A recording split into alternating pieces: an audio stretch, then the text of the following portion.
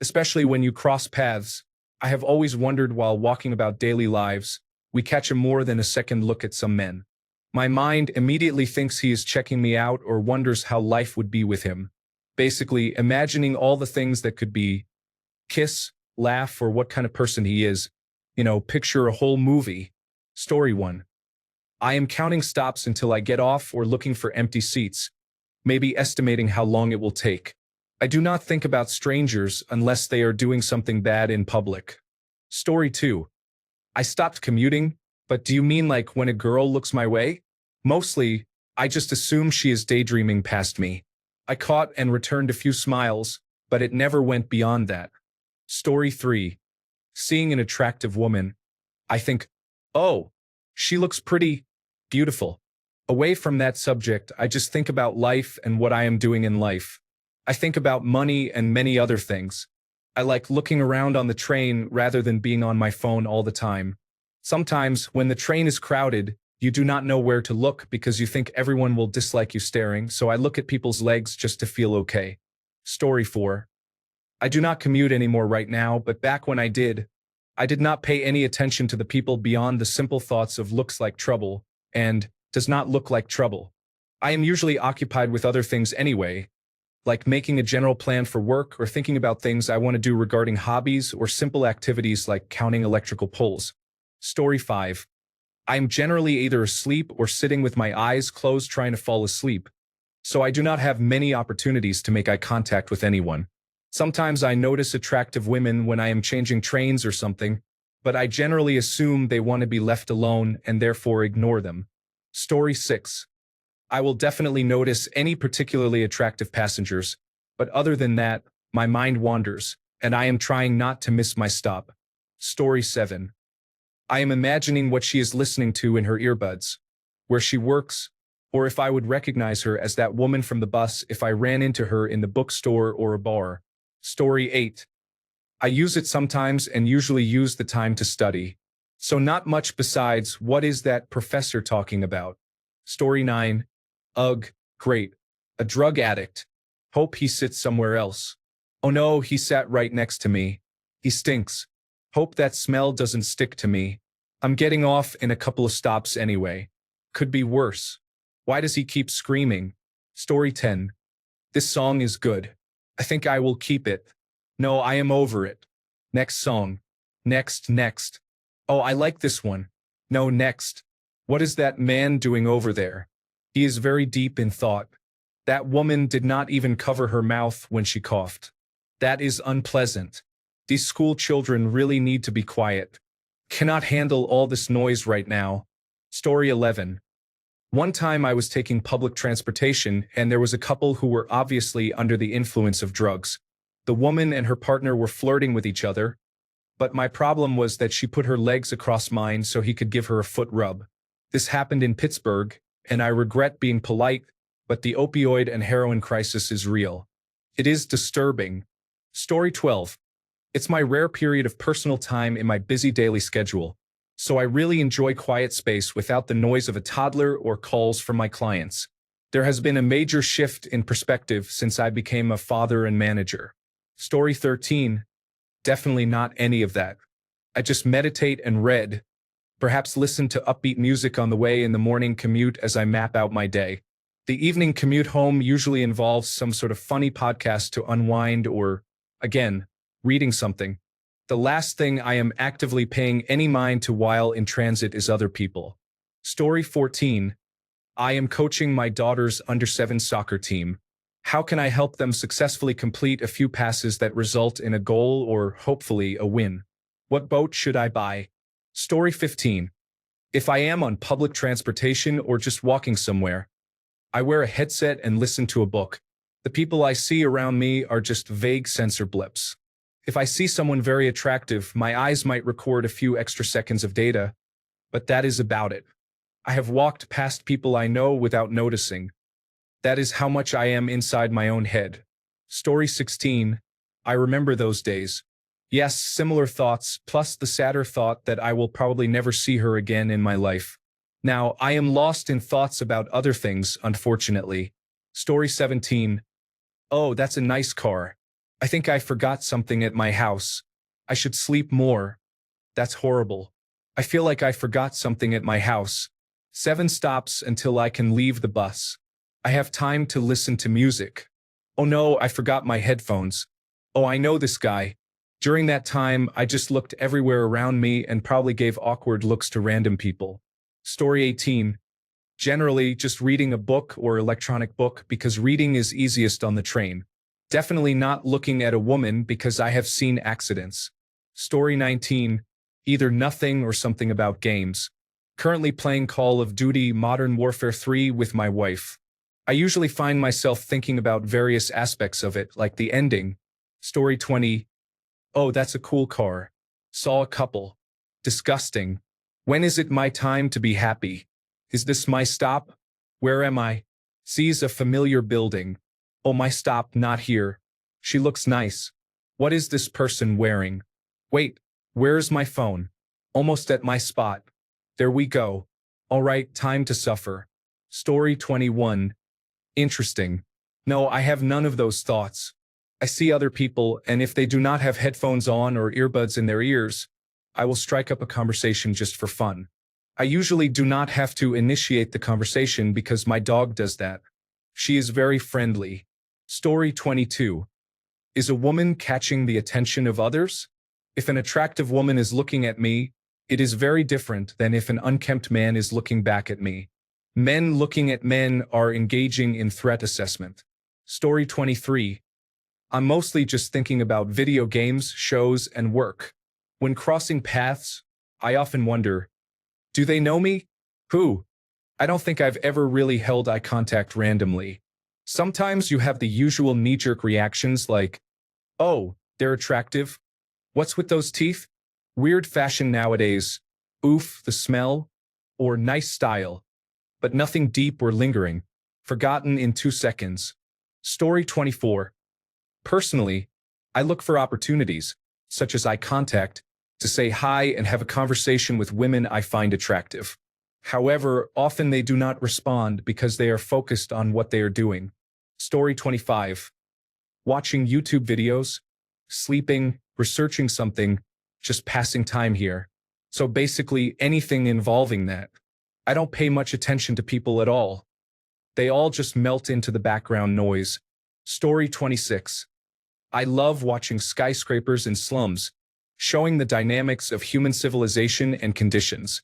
Watching people from different backgrounds interacting, along with various makeup styles and fashions. I do that every time I want to participate in Car-Free Day on a big street in my city. I have to take the train to get to that big street every Sunday. Then I look at beautiful women and wonder if I have a chance. But I am just realistic and know I wouldn't. I also love exploring different corners of this city, which is called Jakarta. Story 27. This week I've been mostly thinking about easy peelers, you know, those small tangerines. Surely they haven't spent years genetically improving the tangerine to a point of easy peeling. I reckon big fruit producers just simply put them through a set of rollers to separate the rind from the flesh, but who knows? Story 28. I might be looking at you, smiling at you, biting my lips, or so you think. In reality, I'm looking at something funny behind you, thinking of something amusing, or just have dry lips that I like to bite. Make no mistake, I'm not thinking about you. Chances are I wouldn't even if you were half naked. I would just be embarrassed for you. I'm thinking of memes, music, and my next meal here, lady, not you. Story 29. My mind immediately goes, he is checking me out, or how would life be with him? Basically, imagining all the things that could be.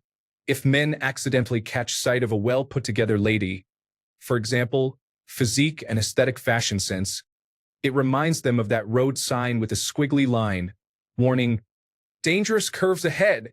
Story 30. I have my headset on with my Spotify playlist, including songs by Mariah Carey and Whitney Houston. Yes, we listen to them as well as Backstreet Boys, A1, and Westlife. We are not all hip-hop, R&B, and rock. We have moods too. Story 31. I will most likely be reading a book. If I seem to be looking in your direction, I have probably just come to a part that makes me stop, stare into space, and think for a minute. Story 32. I do not commute now, but when I did, I usually just read a book and paid no attention to the people around me. Story 33. When I am commuting and see an attractive person, I wonder who the lucky guy is and what they are going to have for dinner. Then thoughts like what they are going to do after dinner come to mind. Watch TV, go for a walk, or go out for a drink. These are not big elaborate thoughts, just fleeting fantasies. Then my mind wanders to something else, like what I am going to have for dinner. Story 34.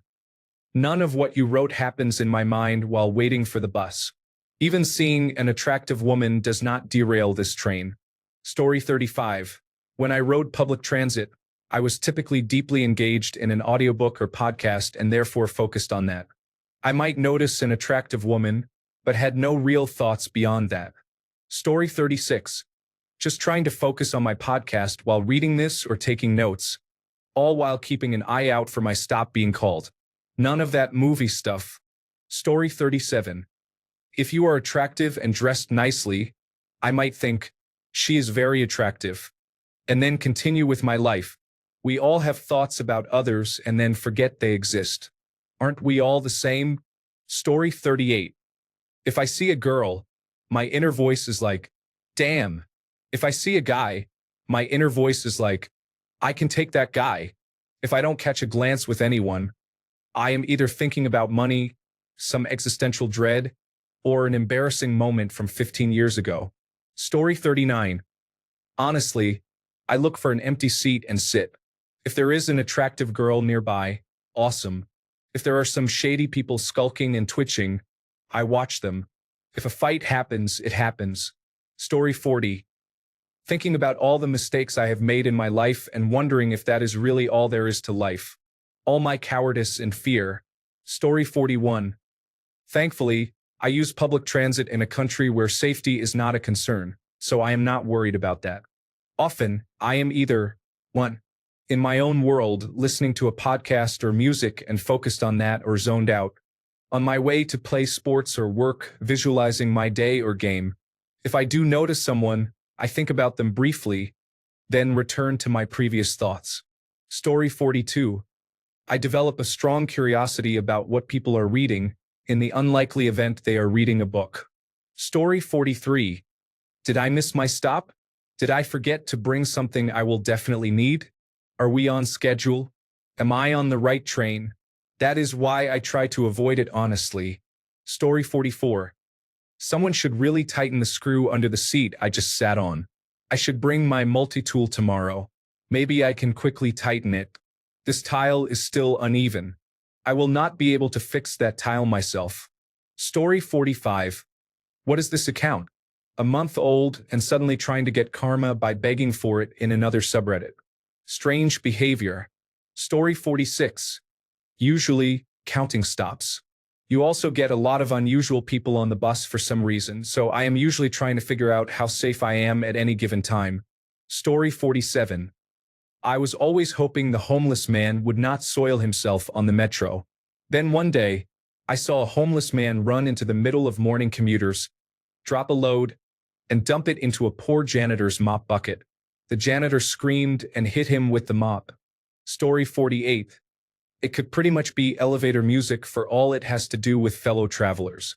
Or someone is being very loud and inconsiderate, and I am silently judging them. Story 49. Thinking about work, chores, homework, hobbies, or literally anything other than public transportation because I hate being there. Story 50. I usually listen to music, a podcast, or an audiobook while on public transit. I focus on that and stay aware of my surroundings. Story 51. I like looking at strangers. Yes. I would check out women. Yes. Would I enjoy the view at times? Yes. But beyond the eye candy and immediate evaluation, no. Story 52. No different than any other time out and about. If she is attractive, I think damn and go about my day. I do not really go much deeper than that unless I know more about her. The thoughts are largely sexual. Story 53. I pay attention to all the attractive people when I'm commuting, but I don't try to get a number unless I notice someone looking at me for an extended period or doing double or triple takes. I typically read a book on the train, so I am usually focused on that.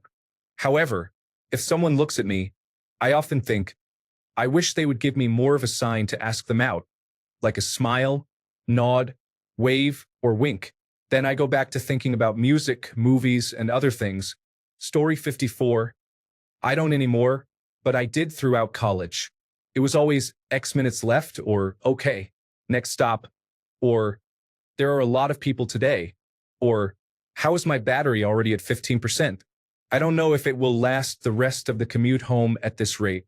As a general rule, it was don't look at anyone and don't talk to anyone apart from saying, excuse me, as you push past. Story 55. I am grateful to live in a country with good public transportation. I cannot imagine the expenses and frustrations of having to maintain a car. Story 56. Mostly it's the Pokemon rap on loop. Occasionally I'll think maybe I missed my stop. That girl is looking at me like I missed my stop. How would she know though? Anyway, then it's back to Muna Muna. Story 57. Maybe today is the day that this train, bus, ferry, or go-kart will be hijacked by an evil terrorist, and we will all die. Story 58. Do I know anyone? What is the best seat to sit in? Do I have time to get coffee at my transfer? Do I even want to buy coffee? Or should I wait until I get to work? What do I want for dinner tonight? Things like that. Story 59. I am in a constant state of being confused, wondering if the person who looks familiar in front of me is actually someone I know or just a random stranger. Other than that, it is just me in my head trying to keep myself entertained without being so distracted that I forget what task I was doing.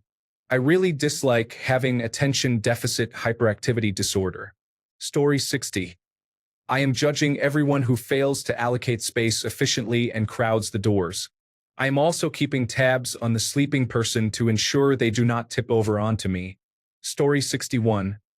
Back when I relied on public transportation to get to work more than 10 years ago, my biggest thought was the dread of going to work. The job I held was an awful customer service position. On the ride to work, I would think about where I wanted to be in life in terms of career and where I hoped to live eventually. Those thoughts provided reassurance that this job and current situation were temporary and that I would get there eventually. I did not exactly know how, but I remained hopeful that whatever opportunity came my way would pave the path to a better life and existence. I would think about a particular building I had passed countless times and wonder what it would be like to be inside. It was a restaurant that I was curious about and wanted to try someday. I might notice someone walking on the sidewalk and think, I wonder what their life is like. What is going on for them today? What ambitions and dreams do they have? Whatever their life is, I hope they are doing okay. If they are not, then I wish the best for them. From time to time, I would think about a very cute girl at work. I would picture her face and wonderful smile. I would daydream about having a life with her, going on dates, seeing the world, getting married, and growing old together. Then I would be brought back to reality when I realized my stop was next. Luckily, those fantasies and daydreams became reality when she became a very close friend and eventually asked me out. We got married, and the rest is history. Throughout these thoughts, I wore my headphones and listened to music on my phone. Although I hated taking public transportation because it was a time sink, it was one of the few places where I was alone with my thoughts. It made me reevaluate my life. I believe some of my best thoughts and decisions were made during the bus ride to work. Story 62. Nothing at all. I don't make eye contact. I barely even look at strangers. Nora Vincent, the woman who lived for some time as a man in drag to write a book about her experience, also talked about this. Men usually act more like pack animals in the sense that they respect each other as beacons of a given territory. But that night in drag, we walked by the same stoops, doorways, and bodegas. We walked by those same groups of men. Only this time, they didn't stare. On the contrary, when they met my eyes, they looked away immediately and concertedly and never looked back. It was astounding, the difference, the respect they showed me by not looking at me, purposely not staring. That was it. That was what had annoyed me so much about meeting their gaze as a woman. Not the desire, if that was ever there, but the disrespect, the entitlement. It was rude, and it was meant to be rude. Seeing those guys looking away deferentially when they thought I was male allowed me to validate in retrospect the true hostility of their former stares. But that wasn't quite all there was to it.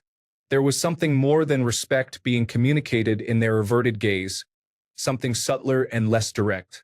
It was more like a disinclination to show disrespect. For them, to look away was to decline a challenge, to adhere to a code of behavior that kept the peace among human males in certain spheres, just as it surely kept the peace and the pecking order among male animals. To look another male in the eye and hold his gaze is to invite conflict, either that or a homosexual encounter. To look away is to accept the status quo, to leave each man in his tiny sphere of influence, the small buffer of pride and pose that surrounds and keeps him. Story 63. I have a tendency to check people out, but I am gay, so I am not checking out women. When I do check someone out, I am definitely not thinking of a life together. I am probably just picturing them naked or hoping they will try to get my attention. I do not try to get attention myself because I was already on a ride where a regular passenger assaulted another man just for being gay and suspected of checking him out. That only happens if there is an attractive man on the bus. Otherwise, nothing special, just whatever is on my mind at home, at the grocery store, or on the toilet. Story 64. When I look at someone, I assess if they are under the influence of fentanyl and might stab me if I sit next to them. Otherwise, I have no thoughts and assume no one wants me to even look vaguely in their direction. Story 65. Unless there is an attractive woman or an intoxicated person, not much. I usually concentrate on whatever podcasts or music I am listening to. Story 66. I'm thinking about some games, some music when my stop is, what I am going to eat at lunch, what I will do at work, if I have anything to buy soon, and if I am forgetting a call. I pay very little attention to people around me unless they are really attractive or wearing eye-catching items. Even then, my mind is probably like cool before going back to my previous thought in less than 4 seconds. Story 67. I live in a larger city. I am attentive to my surroundings if something will happen, but I do not care about people at all. They are just non-player characters to me. Story 68. I need to pass gas, but I am not sure if there will be any projectiles. I forgot to rinse my nose and remove a booger. I need to quickly find a way to pick my nose without grossing others out. Did I lock my door? I have an unintentional erection and am thinking about how to hide it. I am imagining a train derailed, and I am Spider-Man reenacting a scene from the movie. Story 69. I hope no one bothers me. I unfortunately lived in a bad part of town when I used public transportation, so most people there were not particularly attractive enough for me to fantasize about a possible future with them. Story 70. Nothing but if a calorie-conscious girl chose to sit next to me instead of the 90 open seats and start eating a backpack burger, I would start having self-harm thoughts. I commuted 30 miles to school a day in high school, so it was a high-stress situation for me. Story 71. Believe it or not, everyone on Earth is not obsessively thinking about you or women in general. I am thinking about wanting to get home so I can stop pretending to be someone I am not. I am thinking about whatever happened at work. I am thinking about what I need to get done. I am thinking about random nonsense, like, could a 40-pound child ride a pterodactyl? I am thinking, am I safe right now?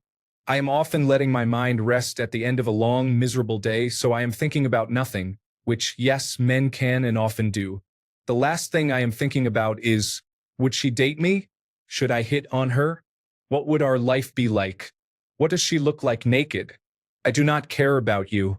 You are a faceless, non-player character in the background of my life. Since you are a woman, you are also just a long list of costs, risks, responsibilities, and problems that I do not have the bandwidth or desire to take on anymore. I know that to you, you are the center of the universe, but you are not the center of everyone else's universe. The difference between men and women today is that men know that and women do not seem to. You are not special. Nobody wants you. You are not a 10 or a celebrity or a catch or an amazing woman. You are a basic, faceless person just like everyone else you will ever know. You have been foolish enough to let the insincere flattery of other women, who give each other false compliments that you should be smart enough to ignore, and young men who are naive enough about women to think that flattery will get them laid, and the media that panders to you because women are responsible for 85% of consumer spending, and they want your money. Thanks a bunch for sticking around till the end of the video. Remember to subscribe, and until next time, stay awesome and goodbye.